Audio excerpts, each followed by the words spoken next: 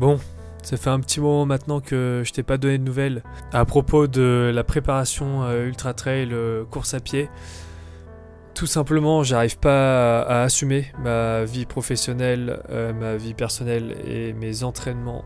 Donc autant te dire que faire des vidéos et travailler sur du montage, pour l'instant c'est vraiment compliqué. Je fais au mieux. J'essaie de filmer quelques rushs comme tu peux le voir là à l'écran. Mais ce qui m'a en plus mis un petit peu... ce qui m'a mis un petit peu mal, c'est cette blessure au début de ma préparation qui clairement m'a découragé, m'a mis un coup au moral.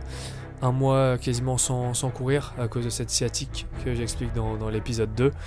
Et une fois à peu près rétabli, c'est la même chose m'est arrivé mais de l'autre côté. Donc j'avais fait une sciatique côté gauche et j'ai eu les mêmes symptômes côté droit légèrement après la reprise. Donc pareil, rebelote quelques semaines avec de l'arrêt. Donc difficile à digérer, en plus de ma vie professionnelle qui est très exigeante en termes de temps. J'enchaîne vraiment beaucoup, je fais des très grosses journées.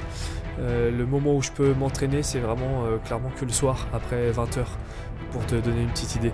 Mais bon, malgré tout, je garde le cap. Les entraînements ont bien repris depuis, je dirais, un mois et demi à peu près. On est le 11 mai, au moment où je te parle.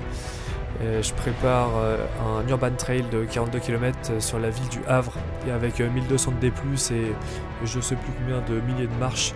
Et je vais te faire une vidéo dédiée à cette course. Je vais essayer de filmer pendant la course. Je vais essayer de faire un petit débrief, voir comment ça rend et comment ça donne. Après, je pense que je vais avoir du mal parce que je me suis fixé un objectif très très ambitieux par rapport à mon niveau actuel et la préparation qui est un peu médiocre par rapport à ce que j'aurais dû faire. Donc tout ça on verra dans la prochaine vidéo. En tout cas, je m'excuse de ne pas être au niveau en termes de détails sur ma préparation sur l'Ultra Trail. Mais dès que j'ai un peu de temps, je vais essayer de recommencer. Je vais faire au mieux pour refilmer des petites séances et te partager mon ressenti en termes d'entraînement, de type de séance, de type de matériel que j'utilise. Et clairement voir le jour J ce que ça donne, parce que mine de rien c'est mi-septembre, on est déjà en mai, il reste pas grand chose. Ça va être déjà mon premier 42 km que je vais faire, on va voir comment j'assume, et après ça advienne que pourra quoi. Allez, j'espère que cette vidéo t'aura informé un peu sur la difficulté d'enchaîner une vie classique, on va dire, avec des objectifs ambitieux tout en le documentant.